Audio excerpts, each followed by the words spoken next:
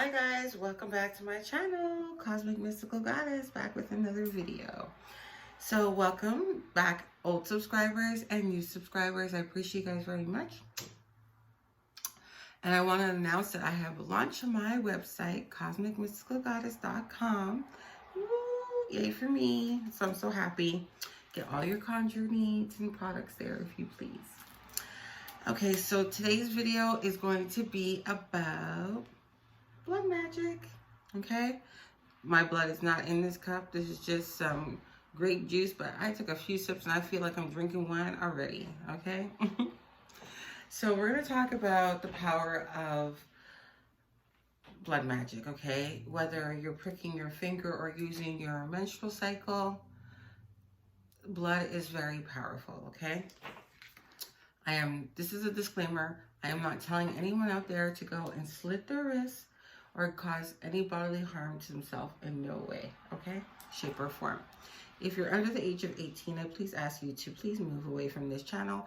And if you're a parent and you have children in the home, please tell them to exit the room. Thank you. So I did market this video at 18 and over, but just in case, because I know a lot of people and viewers are watching do have children, okay? So I want to be mindful of that. So what is blood? Blood is a liquid that's pushed through the heart. And I have a little notebook here that I'm going to just go through a little bit every now and then, okay? So it's a liquid that's pushed through the heart, which brings nutrients and oxygen to our blood, to our tissue, right? Which is our life force energy in our body, okay? Menstrual blood is the most powerful of all of it, just to let you know. But hence, we know this is catering to men and women. I have ways that men can utilize it as well. And for women who are going through menopause and do not have their menstrual cycle anymore, the magic is still powerful with the blood that you do have, okay? The uses for blood in rituals and spells would be fertility spells, domination spells, love spells, binding spells, sexual attraction spells. I said domination already, didn't I? And what's another one? Oh, big one. Generational curses, okay? Undo that bloodline, okay? Banishing rituals, uncrossing rituals, and these are all self type of spells, okay? This is things that you'll be doing for yourself or your loved ones, okay? But not for other people, especially using your own blood, okay? What else can I tell you? And I said, oh, and for an ancestor work. So if you want to, I know some practitioners like to use it to channel and call on their ancestors that they've never met. They like to use their blood because it's the bloodline, right? Get the connection. Okay, so I'm going to tell people right now, you guys, what not to do with your blood, especially women who are menstruating, or males alike, if you are having sexual intercourse with multiple different type of partners, or, you know, even now starting to date one partner. Please keep your bodily fluids and secretions and stuff like that. Take care of it yourself.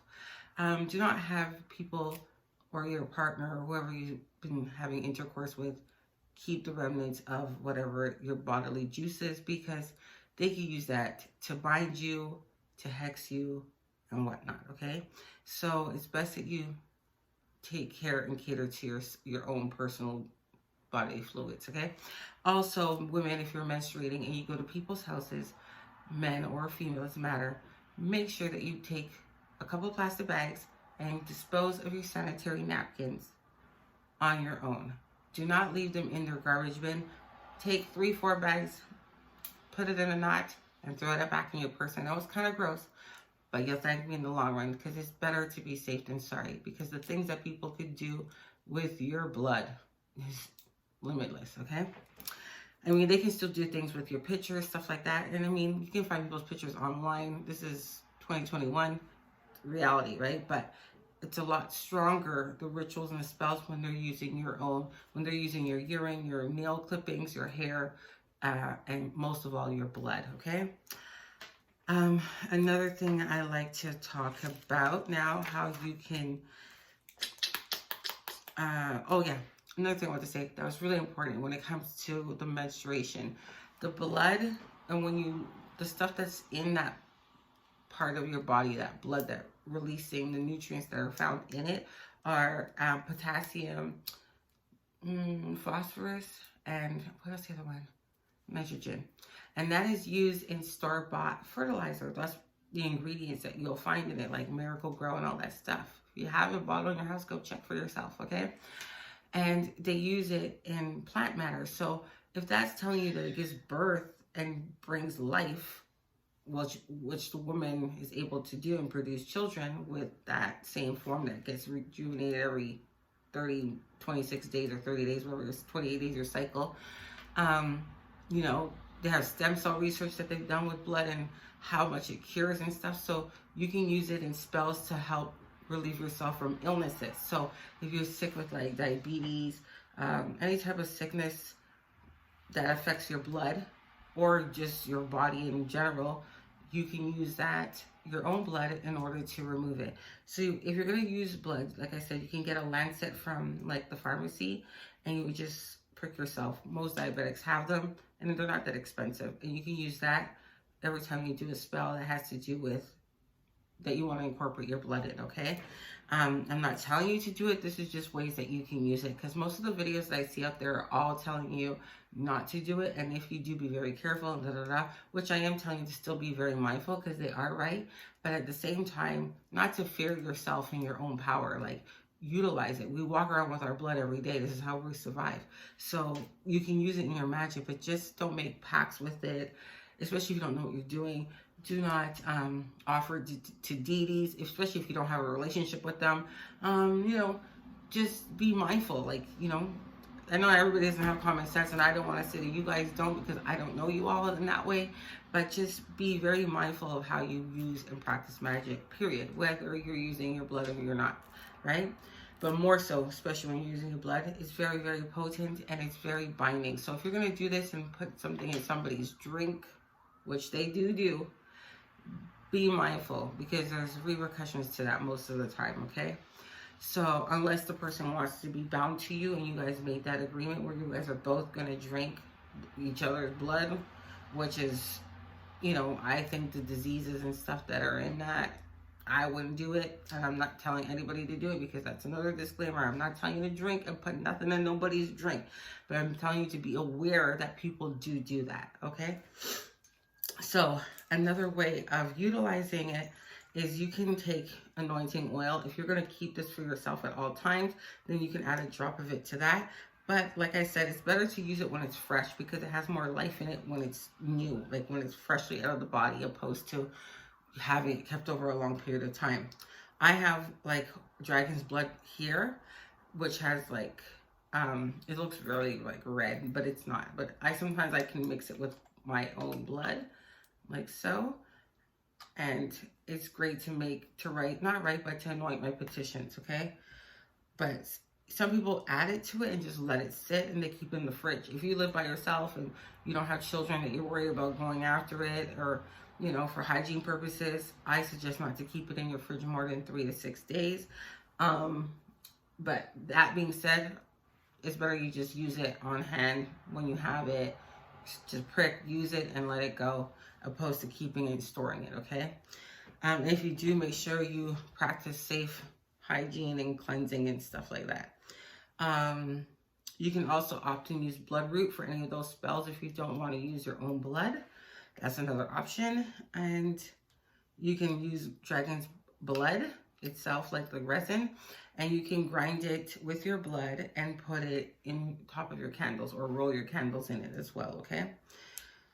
Another form of using it is you can use it with sigils. So if you like to draw sigils and stuff like that, then you can use your blood to do that.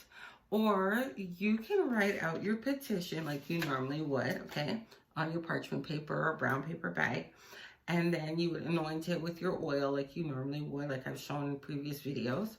And then once you sign it and you're finished, or whatever, so mote it be, however you finish writing it, you would take your blood and put it on your finger, and then you would stamp it with your thumb, okay?